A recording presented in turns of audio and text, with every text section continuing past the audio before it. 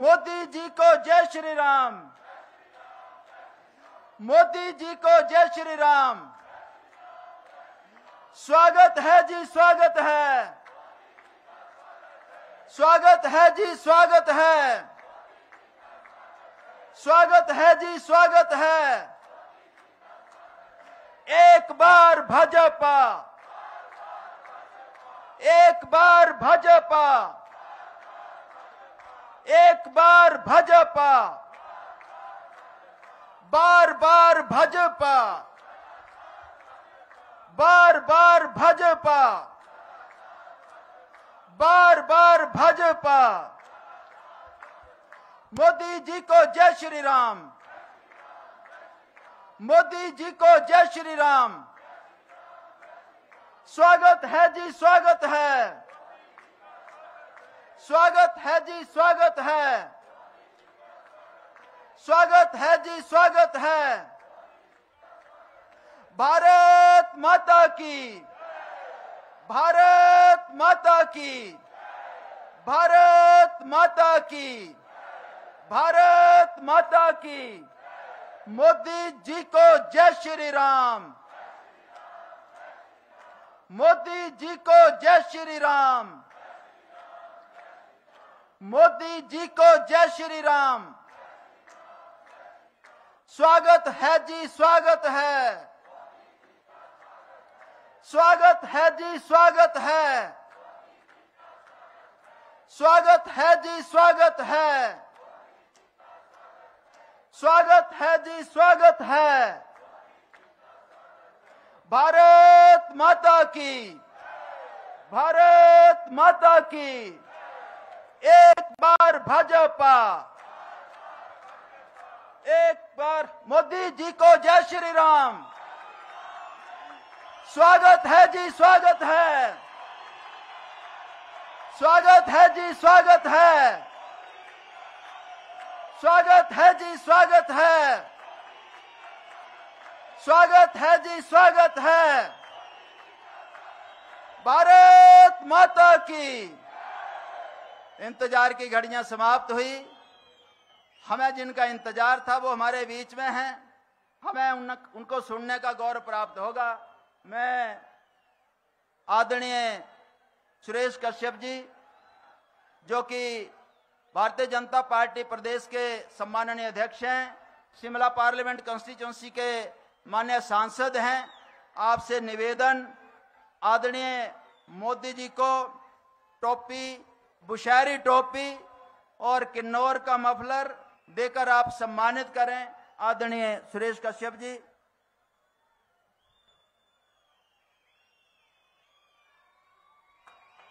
हिमाचल प्रदेश की शान बुशहरी टोपी भेंट की जा रही है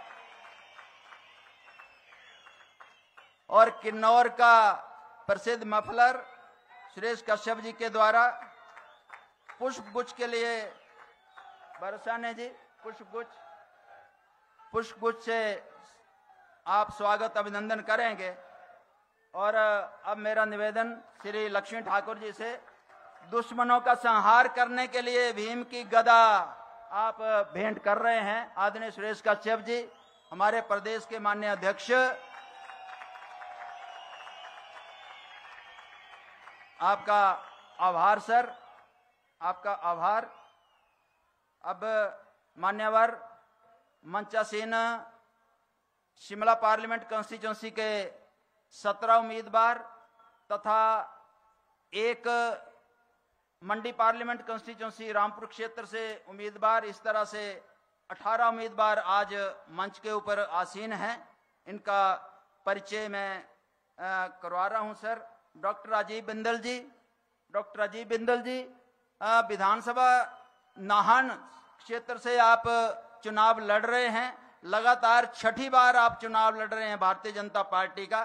3 बार सोलन का प्रतिनिधित्व कर चुके हैं, दूसरी बार 2 बार आप नाहन से। श्री सुरेश भारद्वाज जी शिमला विधानसभा क्षेत्र से माननीय मंत्री हैं। डॉक्टर राजीव सैजल जी कसौली विधानसभा क्षेत्र से माननीय मंत्री हैं। श्री सुखराम चौधरी जी आप पांवटा विधानसभा क्षेत्र से चुनाव लड़ रहे हैं, माननीय मंत्री हैं। श्री बलबीर वर्मा जी चौपाल विधानसभा क्षेत्र से आप हमारे कैंडिडेट हैं, माननीय विधायक हैं। सरदार परमजीत सिंह पम्मे जी, सरदार परमजीत सिंह पम्मे जी दून विधानसभा क्षेत्र से आप भारतीय जनता पार्टी के विधायक हैं, दोबारा चुनाव लड़ रहे हैं। श्रीमती रीना कश्यप जी पच्छाद विधानसभा क्षेत्र से आप दूसरी बार चुनाव लड़ रही हैं। श्री लखविंदर सिंह राणा जी नालागढ़ विधानसभा क्षेत्र से आप चुनाव लड़ रहे हैं, माननीय विधायक हैं। श्री गोविंद राम शर्मा जी अर्की विधानसभा क्षेत्र से आप चुनाव लड़ रहे हैं, पूर्व में विधायक रहे हैं। श्री बलदेव तोमर जी शिलाई विधानसभा क्षेत्र से आप चुनाव लड़ रहे हैं, पूर्व में विधायक रहे हैं। श्री संजय सूद जी आप शिमला विधानसभा क्षेत्र से चुनाव लड़ रहे हैं। श्री अजय श्याम जी ठियोग विधानसभा क्षेत्र से आप चुनाव लड़ रहे हैं। श्री राजेश कश्यप जी सोलन विधानसभा क्षेत्र से आप चुनाव लड़ रहे हैं। श्री रवि मेहता जी शिमला ग्रामीण विधानसभा क्षेत्र से आप चुनाव लड़ रहे हैं। श्री चेतन बरागटा जी जुब्बल नावर कोटखाई क्षेत्र से आप भारतीय जनता पार्टी के उम्मीदवार हैं। और श्री नारायण सिंह जी श्री रेणुका जी विधानसभा क्षेत्र से आप भारतीय जनता पार्टी के उम्मीदवार हैं। श्री कौल सिंह नेगी जी आप रामपुर विधानसभा क्षेत्र से भारतीय जनता पार्टी के उम्मीदवार हैं। और बहन शशि बाला जी रोडू विधानसभा क्षेत्र से आप भारतीय जनता पार्टी के उम्मीदवार हैं। इस तरह से हमारे 18 कैंडिडेट मंचासीन हैं मान्यवर। अब मैं अनुरोध कर रहा हूं आदरणीय श्री सुरेश कश्यप जी से, जो हमारे माननीय अध्यक्ष भी हैं, कृपया मंच पर आएं और अपना स्वागत भाषण दें। भारत माता की, भारत माता की। स्वागत है भाई, स्वागत है, स्वागत है भाई, स्वागत है। आज की इस चुनावी सभा में हमारे मुख्य अतिथि दुनिया के सर्वाधिक लोकप्रिय नेता, हमारे देश के यशस्वी प्रधानमंत्री परम आदरणीय श्री नरेंद्र मोदी जी, आप यहाँ सोलन के ऐतिहासिक ठोडो मैदान में पधारे हैं।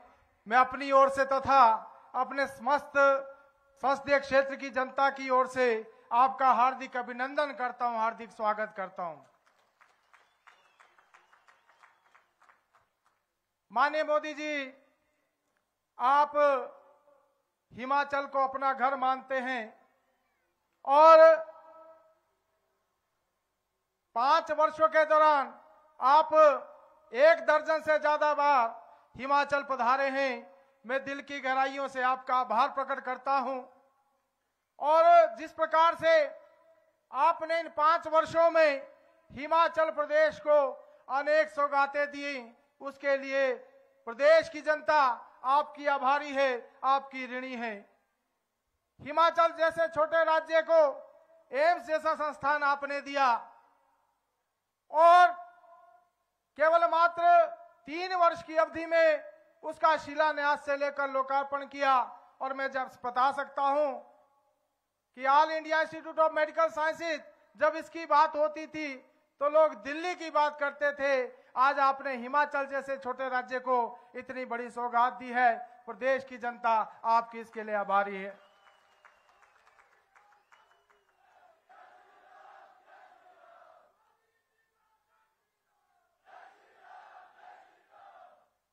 मोदी जी, आपने हिमाचल प्रदेश को 3 मेडिकल कॉलेज दिए। एक मेडिकल कॉलेज इसी संसदीय क्षेत्र में नाहन में आपने दिया। आज लगभग 300 करोड़ की लागत से उसके भवन का निर्माण हो रहा है। आपने हमको पीजीआई सैटेलाइट सेंटर ऊना में दिया। आपने हमको IIIT दी। यही नहीं, आपने अटल टनल जिसका काम रुका पड़ा था उसके कार्य को गति देते हुए, जहां उसका लक्ष्य 2023 का था, आपने 2020 में उसको पूरा भी करवाया और उसका लोकार्पण किया। प्रदेश की जनता आपका आभार प्रकट करती है। आपने धर्मशाला को स्मार्ट सिटी दिया, आपने शिमला को भी स्मार्ट सिटी दिया। आज स्मार्ट सिटी के तहत जो है पूरे शिमला में और धर्मशाला में अनेक पार्किंग बन रही है, पार्क बन रहे हैं, अनेक जो है जन सुविधाओं के कार्य हो रहे हैं और मैं समझता हूं बहुत बड़ा कार्य इस क्षेत्र के लिए हुआ। जहां आपने हमें मेडिकल डिवाइस पार्क दिया, हमें इस बात की भी खुशी है अगर 3 मेडिकल डिवाइस अगर 3 बर्ड ड्रग पार्क इस देश में मिलते हैं तो एक हिमाचल प्रदेश को मिलता है। इस देश में अगर 4 वंदे भारत एक्सप्रेस ट्रेनें चलती है उसमें एक आप हिमाचल प्रदेश को देते हैं। हिमाचल आपका घर है और इस बात के लिए प्रदेश की जनता आपकी आभारी है। आपने जिस प्रकार से इस संसदीय क्षेत्र में अनेक विकास के काम किए, जैसे कि रेणुका में जो डैम है 1990 से लेकर उसके लिए उसकी बात चल रही थी, आपने उसके लिए धन की स्वीकृति की। 7,000 करोड़ रुपए की लागत से मेरे ही संसदीय क्षेत्र के रेणुका जी में डैम का निर्माण होगा और जिससे दिल्ली के लोगों को जहां पीने का पानी मिलेगा, 40 मेगावाट का जो है वहां पर जो बिजली का संयंत्र भी लगेगा। अनेक ऐसे काम इस संसदीय क्षेत्र में और पूरे प्रदेश में माननीय मोदी जी आपने किए। और जिला सिरमौर में जिस प्रकार से आपने गिरिपार को हाटी का दर्जा दिया है, आज जिला सिरमौर की जनता आपकी इसके लिए आभारी है। डबल इंजन की सरकार ने हिमाचल प्रदेश में अनेक विकास के काम किए, जहां आपके नेतृत्व में पूरा देश आगे बढ़ा। हम दुनिया की तेज गति से आगे बढ़नी आने वाली अर्थव्यवस्था बने। साथ ही साथ हिमाचल प्रदेश में भी माननीय जयराम ठाकुर जी के नेतृत्व में हमने विकास का एक नया इतिहास रचा, हमने विकास की एक नई गाथा लिखी। हिमाचल प्रदेश में जिस प्रकार से 68 के 68 विधानसभा क्षेत्रों में विकास हुआ, हिमाचल प्रदेश में जो बदले की भावना से राजनीति होती थी उसको समाप्त किया गया।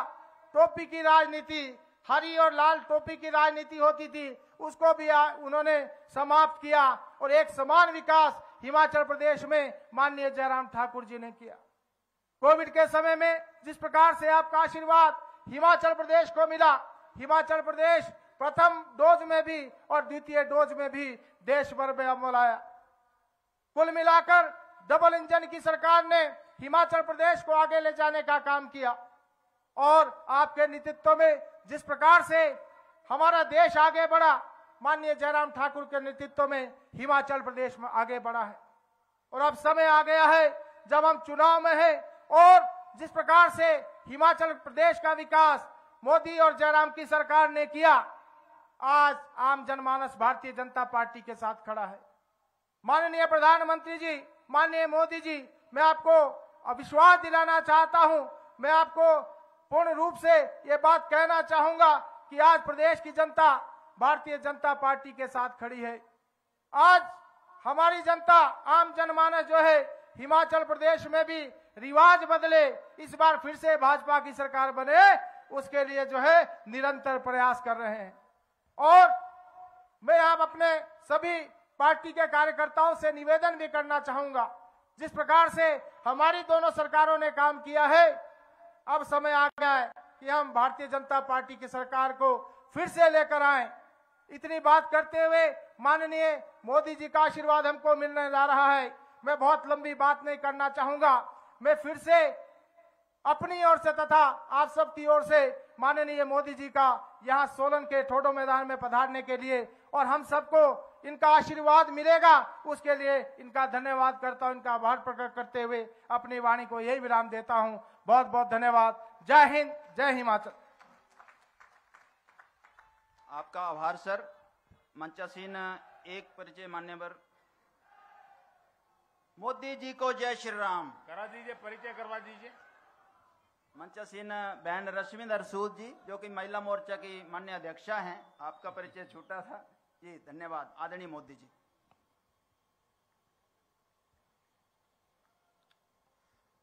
भारत माता की, भारत माता की का हाल सो सोलने आलियो।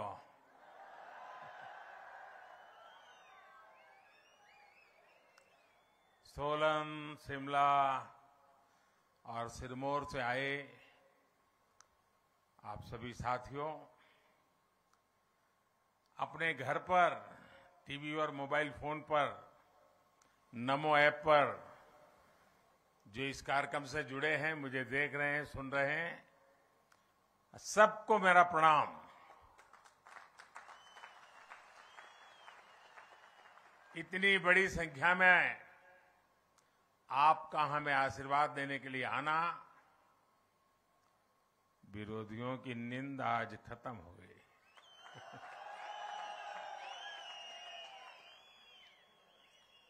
मैं रास्ते भर में जो उमंग और उत्साह देख रहा था, नौजवान जिस प्रकार से उछल उछल करके स्वागत कर रहे थे, बहुत ही यादगार पल थी।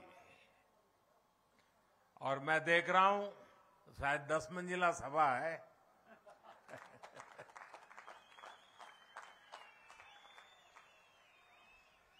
आज सोलन ने पूरे देश को संदेश दे दिया है, हिमाचल में एक बार फिर डबल इंजन सरकार,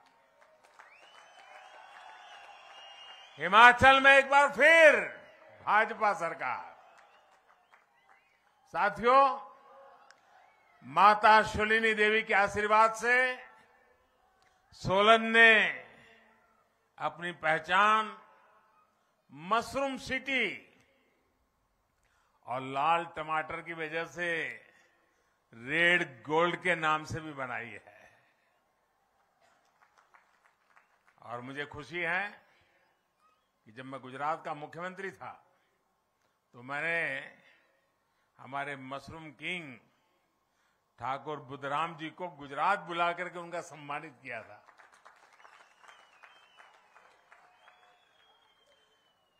साथियों, यहां के रास्ते, यहां की दुकानें, यहां के लोग, हर कोई जब मैं यहां आया, सारी पुरानी बातें याद आना बहुत स्वाभाविक था। ये हमारे लखविंद्र राणा यहां बैठे हैं, हम दोनों इतना ट्रैवलिंग करते थे पहले। एक साथ बहुत दौरा होता था मेरा, लखविंद्र बेचा मेरे साथ में रहा करता था। और ये सोलन मॉल रोड पर हमारे मनोहर लाल जी के चने,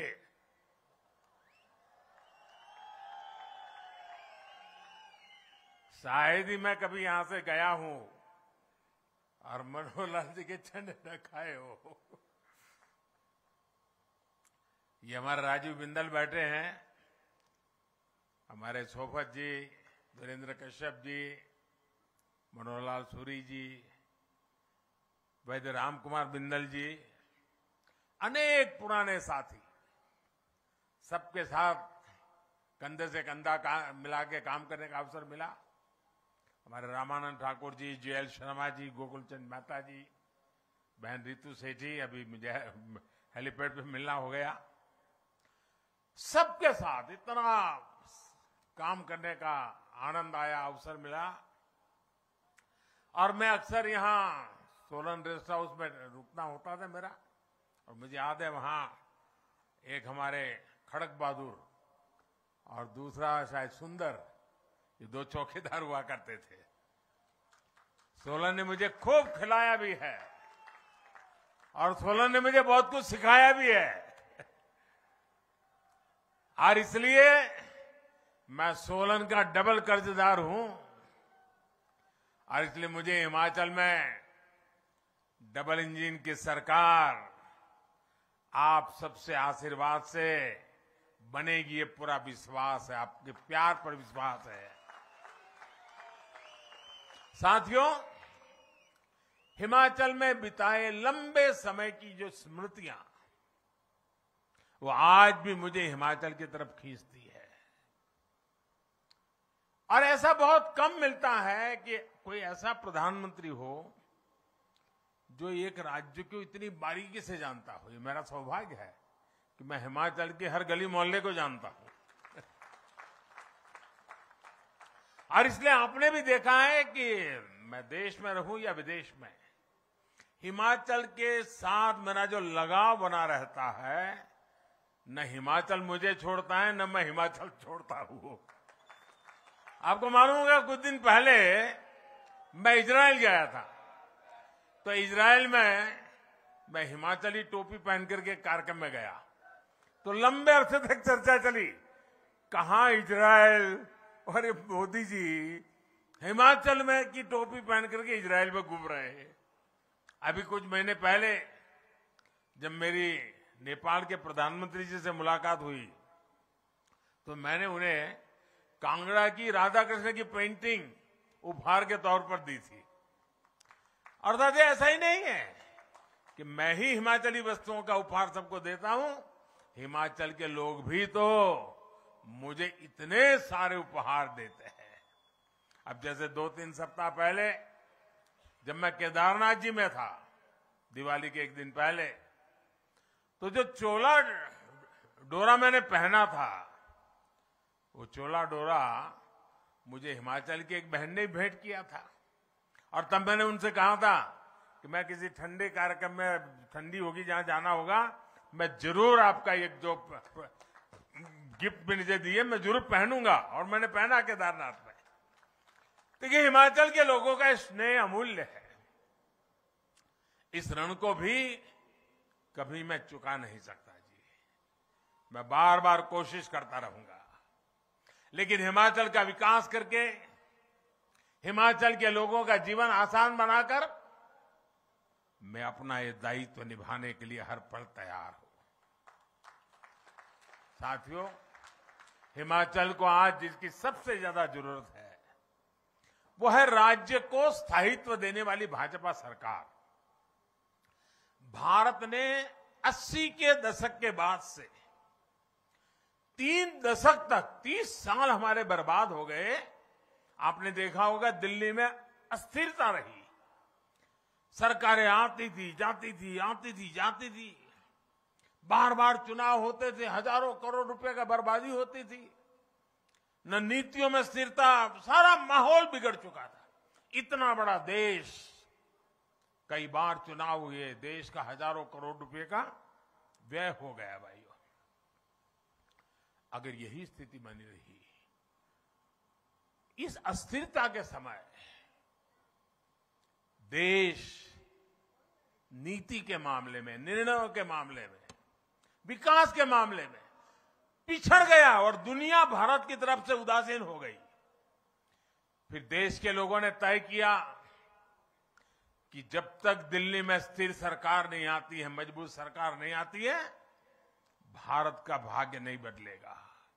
और इसका नतीजा ये हुआ कि आप सबने, पूरे हिंदुस्तान ने 2014 में हमें इतने आशीर्वाद दिए, और हमने भी आपने जो जिम्मा दिया उसको 2014 से 2019 दिन रात मेहनत करके आपकी अपेक्षाओं को पूरा करने में कहीं पीछे नहीं रहे।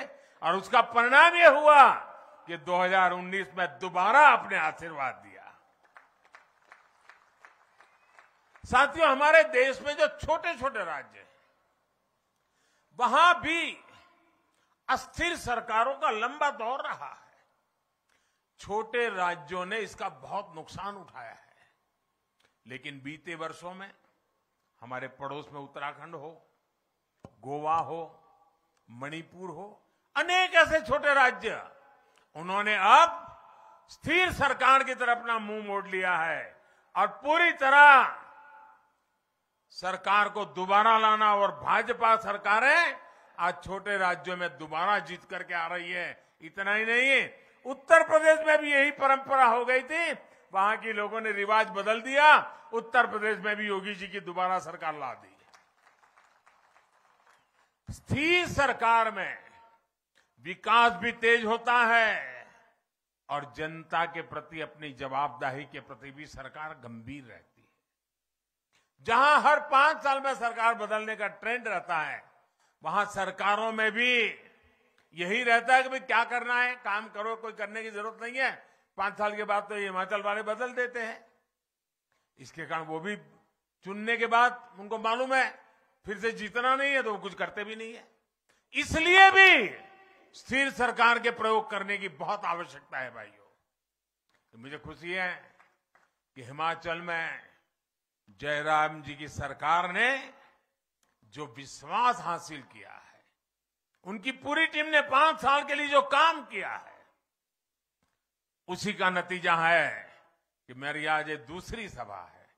इन दोनों सभाओं को कोई भी देख ले, बीजेपी की सरकार बनाना हिमाचल की जनता ने तय कर लिया है भाई। हिमाचल में भाजपा सरकार अपने कार्यों का हिसाब भी दे रही है और सरकार में वापसी के लिए भी उतनी ही प्रतिबद्ध है। और साथियों, हम ये भी समझना होगा कि अस्थिरता से फायदा किसका होता है। कांग्रेस के वर्षों के शासन में हमारे यहां ऐसे अनेक स्वार्थी तत्व और ऐसे अनेक समूह पैदा हुए, वेस्टर्न इंटरेस्ट ग्रुप पैदा हुए, जो भारत को अस्थिर देखना चाहते हैं, जो हिमाचल जैसे राज्यों को अस्थिर देखना चाहते हैं, और इसलिए वो स्थिर सरकार होने ही नहीं देते, हवा फैला देते हैं। देश के छोटे छोटे राज्य हमेशा इन स्वार्थी समूहों के निशाने पर रहे हैं। कुछ झूठे वायदे करके, कुछ सीटें जीतकर ये स्वार्थी समूह सरकारों में आकर सिर्फ अपने हित साधते रहते हैं। ये लोग खुद को कट्टर ईमानदार कहते हैं, लेकिन सबसे बड़े भ्रष्टाचारी यही होते हैं। ये लोग समाज को तोड़ने के लिए, देश की एकता को तोड़ने के लिए साजिशें रचते हैं। हिमाचल को ऐसे हर स्वार्थी समूह से खुद को बचाकर रखना है, इनके खेल से खुद को बचाकर रखना है। आप देखिए साथियों, केंद्र में स्थिर सरकार बनी तो देश ने ऐसे ऐसे निर्णय लिए जिनका इंतजार देशवासियों को वर्षों से था। जब केंद्र में स्थिर सरकार बनी तो भ्रष्टाचार और भ्रष्टाचारियों के खिलाफ निर्णायक लड़ाई शुरू हुई। जब केंद्र में स्थिर सरकार बनी तो आतंकवाद, नक्सलवाद काबू में आए, नॉर्थ ईस्ट में शांति स्थापित हुई। इसलिए स्थिर सरकार 21वीं सदी के भारत की जरूरत है और उसमें बड़ी भूमिका देश के छोटे राज्य की भी है। साथियों, हिमाचल के लोग जानते हैं कि भाजपा किस तरह यहां के विकास के लिए गंभीरता से काम कर रही है। हम पहाड़ के लोगों की सुविधाएं बढ़ाने पर, रोजगार के अवसर बढ़ाने पर, यहां के औद्योगिक विकास पर, टूरिज्म बढ़ाने पर हम विशेष ध्यान दे रहे हैं। इसलिए नालागढ़ में मेडिकल डिवाइस पार्क और ऊना में बल्क ड्रग पार्क बनाए जा रहे हैं। हिमाचल में लगने वाले हर प्रोजेक्ट में 100 में से 90 रुपये आज केंद्र की भाजपा सरकार दे रही है। भाई, Bharat pharmacy of the world अगर ये है तो इसमें हिमाचल की हिस्सेदारी कई गुना बढ़े, हम ये प्रयास कर रहे हैं। साथियों, बद्दी, बरोटीवाला, नालागढ़, परवाणु, चंबाघाट, इस पूरे औद्योगिक क्षेत्र को विस्तार देना डबल इंजन की सरकार की प्राथमिकता है। टूरिज्म उद्योग हो या फिर खेती से जुड़े उद्योग हो, इसके लिए आवश्यक आधुनिक इंफ्रास्ट्रक्चर पर अभूतपूर्व बल दिया जा रहा है। बिलासपुर में एम्स के बनने से इस क्षेत्र में मेडिकल टूरिज्म भी बहुत बल मिलने वाला है, बहुत ताकत आने वाली है।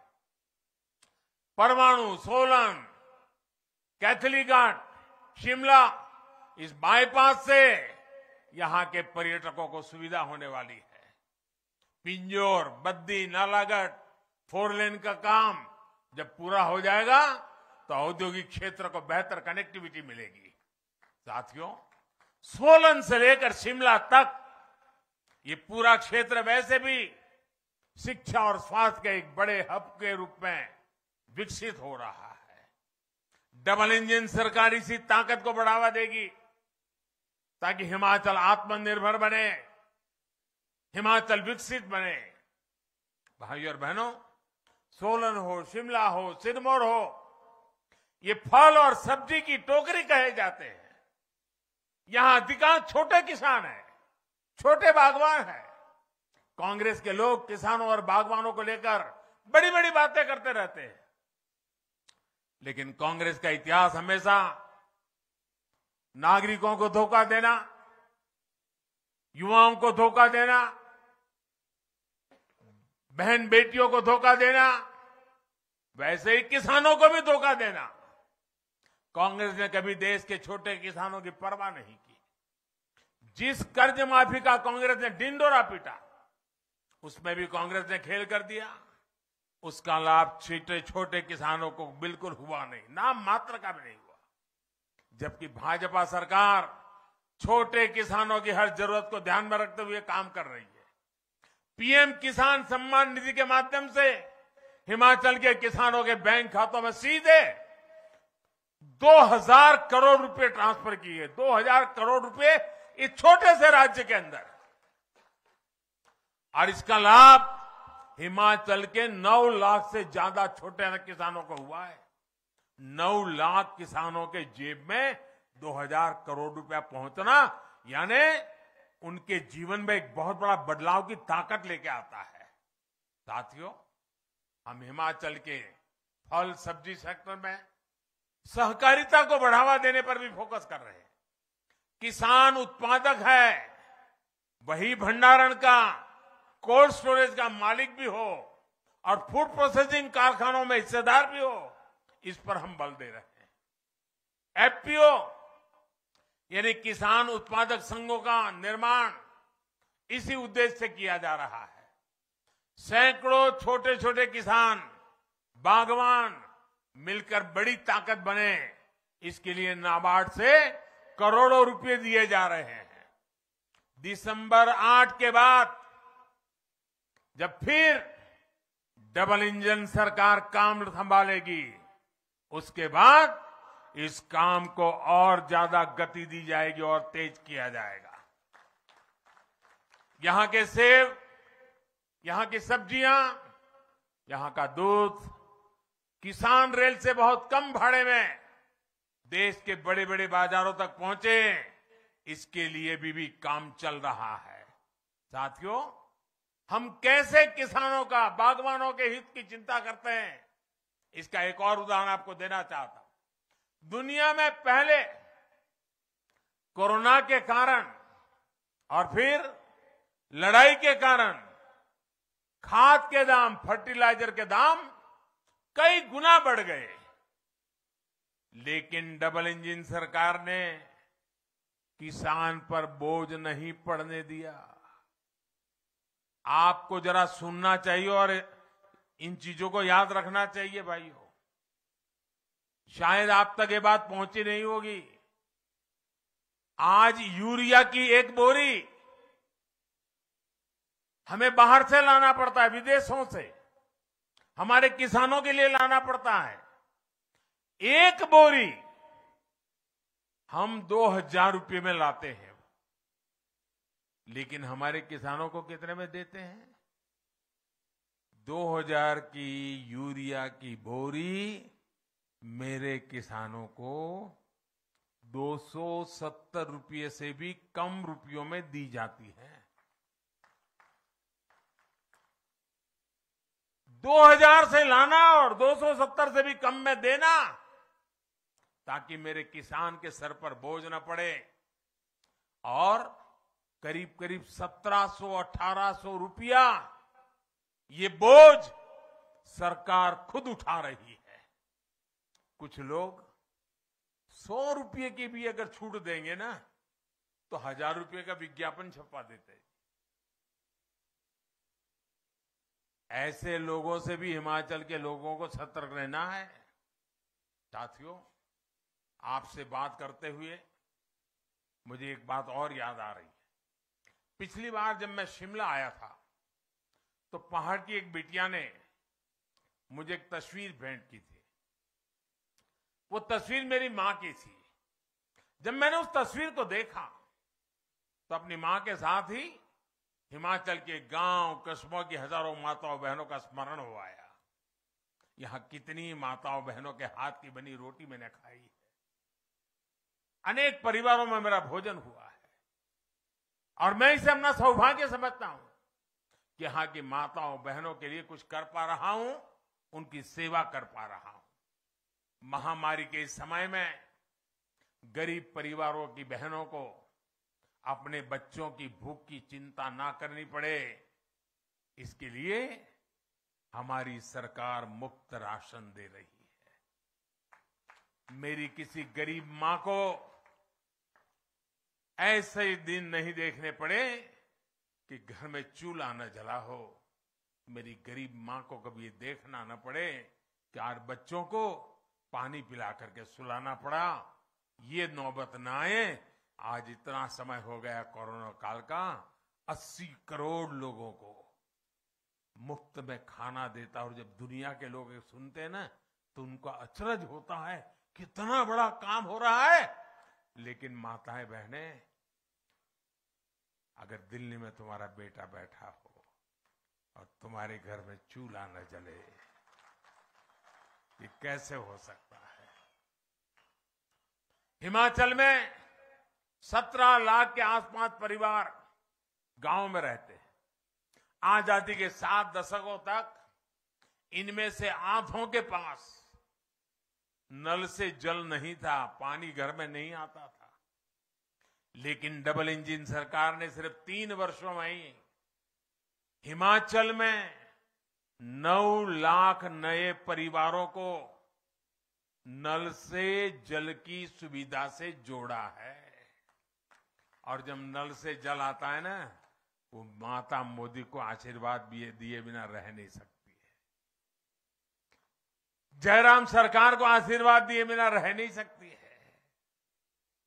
और इसका सबसे बड़ा लाभ हमारी इन माताओं बहनों को मिला। हमारी बेटियों को पढ़ाई में सुविधा हुई है।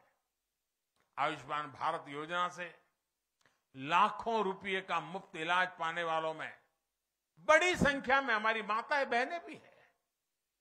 टॉयलेट हो या गैस कनेक्शन हो, इनको तो पहले की सरकारें कोई जरूरत ही नहीं समझती थी। माताओं बहनों की मर्यादा की रक्षा के लिए, उनकी सहूलियत के लिए लाखों शौचालय बनवाने का सौभाग्य भी मुझे मिला है। उज्ज्वला के गैस सिलेंडर ने भी लाखों महिलाओं का जीवन आसान बनाया है, उनके जीवन की रक्षा की है। भाई और बहनों, हिमाचल के लोग ये भली भांति जानते हैं कि काम भी भाजपा ने किया है, और अगर कोई चुनौतियां हैं तो उनका स्थायी समाधान भी भाजपा ही कर सकती है। हिमाचल के लोग ये भी जानते हैं कि कांग्रेस मतलब भ्रष्टाचार की गारंटी, कांग्रेस मतलब स्वार्थ भरी राजनीति की गारंटी, कांग्रेस मतलब भाई भतीजेवाद की गारंटी। हिमाचल के लोगों को याद रखना है कि वही कांग्रेस है जिसके शासन में वृद्धावस्था पेंशन के लिए 80 साल का होना जरूरी था। ये भाजपा की जयराम जी की सरकार है, जिसने 80 के बाद मिलने से क्या मतलब था, उसे कम करके 60 साल की उम्र कर दी, ताकि 60 से ऊपर के सब लोगों को इसका लाभ मिले। भाजपा के इस फैसले से आज हिमाचल के लाखों नए साथियों को पेंशन मिल रही है। साथियों, भाजपा का काम भी पक्का है और इरादा भी पक्का है। वही कांग्रेस में अनिश्चितता है, अनिर्णय है, अराजकता है। कांग्रेस में इतने दल में फंसा हुआ है, गुटबाजों का दलदल, और दलदल कभी स्थिरता नहीं ला सकता। हिमाचल के लोगों को स्थिरता के लिए, स्थायित्व के लिए भारतीय जनता पार्टी को विजयी बनाने के लिए मैं प्रार्थना कर रहा हूं। और याद रखिए, हमारा भारतीय जनता पार्टी का उम्मीदवार कौन है? आपको किसी को याद रखने की जरूरत नहीं है, सिर्फ कमल का फूल याद रखिए। मैं आपके पास कमल का फूल लेकर आया हूं। अगर आपको कमल का फूल जब वोट डालने जाए दिखाई दे, समझ लीजिए कि ये भारतीय जनता पार्टी है, ये मोदी जी आपके पास आए हैं।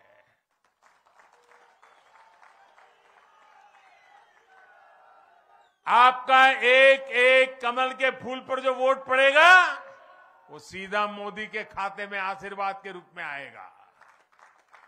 गांव गांव घर घर जाकर के मैंने जो बातें बताई है, बताओगे आप लोग? जरा जोर से बोलो तो सुनाई देगा। घर घर जाओगे? घर घर जाओगे? मेरी बात बताओगे? जितना मैं कह रहा हूं कहोगे? दोबारा सरकार क्यों चाहिए समझाओगे?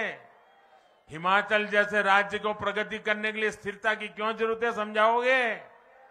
दिल्ली में मोदी हो तो यहां भी मोदी को मजबूती मिलनी चाहिए कि नहीं मिलनी चाहिए? होना चाहिए कि नहीं होना चाहिए? आप घर घर जाएंगे? अच्छा, मेरा एक काम करेंगे आप लोग? जरा जोर से बताइए तो मैं कहूं। दोनों हाथ ऊपर करके बताइए, मेरा एक काम करेंगे? सब लोग करेंगे, जो ऊपर हैं वो भी करेंगे। अच्छा, मैं काम आपको बताता हूं। देखिए, आप हिमाचल में घर घर जाइए और उनको जाकर के इतने कहिए कि मोदी जी आए थे, उन्होंने आपको प्रणाम कहा है। मेरा प्रणाम पहुंचा दोगे? पहुंचा दोगे? हिमाचल के हर घर में मेरा प्रणाम पहुंच जाए ना, तो मुझे जो आशीर्वाद मिलेंगे, भाजपा को जो आशीर्वाद मिलेंगे, हमारे जो आशीर्वाद साथियों को मिलेंगे, वो हिमाचल के उज्जवल भविष्य की गारंटी बन जाएंगे जी। ये माताओं बहनों, ये नागरिकों का आशीर्वाद, ये हिमाचल के उज्जवल भविष्य का गारंटी कार्ड है भाइयों। और इस गारंटी कार्ड के लिए घर घर मेरा प्रणाम पहुंचाना है। पहुंचाओगे? पहुंचाओगे? भारत माता की, भारत माता की बहुत बहुत धन्यवाद।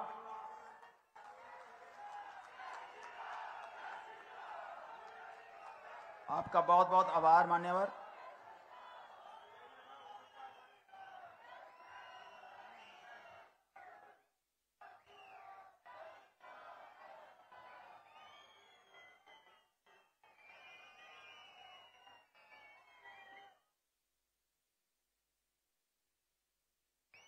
आपका बहुत बहुत आभार मान्यवर। सभी जो भारतीय जनता पार्टी के कार्यकर्ता, अन्य सभी जो उपस्थित, आप सबका बहुत बहुत आभार।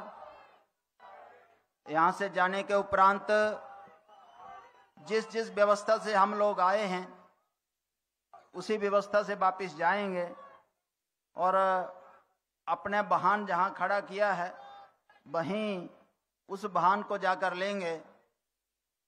पूरा यहां से बाहर का जो निकासी का रास्ता है थोड़ा कंजस्टेड है, कृपया बहनों को थोड़ा रास्ता पहले दे देंगे।